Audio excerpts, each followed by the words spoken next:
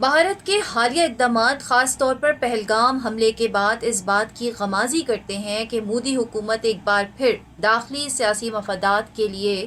خطے کو عدم استحکام کی طرف دھکیل رہی ہے۔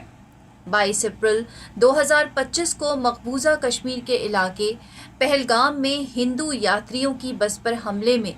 26 افراد کی ہلاکت کے بعد بھارت نے روایت کے مطابق پاکستان کو نشانہ بنانا شروع کر دیا۔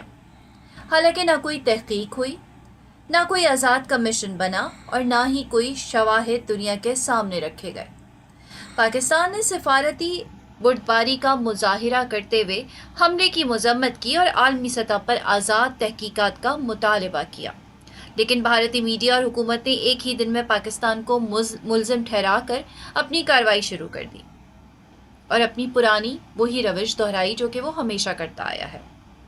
تاریخی طور پر بھارت نے جھوٹے حملوں اور فالس فلیگ آپریشنز کے ذریعے اپنے سیاسی اہداف حاصل کیے ہیں۔ 2019 کے پلوامہ حملے، 2001 کے پارلیمنٹ حملے اور اننت ناگ میں سکھوں کے قتل جیسے واقعات کے بعد شکوک و شبہات کا شکار ہوئے، جب متعدد سابق بھارتی فوجی افسران، صحافیوں اور بین الاقوامی اداروں نے ان کی شفافیت پر سوال اٹھائے۔ اس کے علاوہ اگر میں بات کروں تو ڈسنفولیب اور اسٹارٹ 4 اور دیگر معتبر ادارے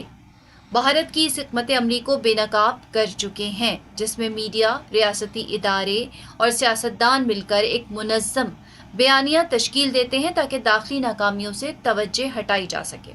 پہلگام حملے کے فوراً بعد بھارت نے جس تیزی سے اقدامات اٹھائے، انڈس واٹر معاہدے کی معطلی، فضائی حدود کی بندش، کشمیری نوجوانوں کی گرفتاری اور میڈیا پر سخت پابندیاں، یہ سب اس جانب اشارہ کرتے ہیں کہ یہ رد عمل اچانک نہیں بلکہ منصوبہ بندی تھا۔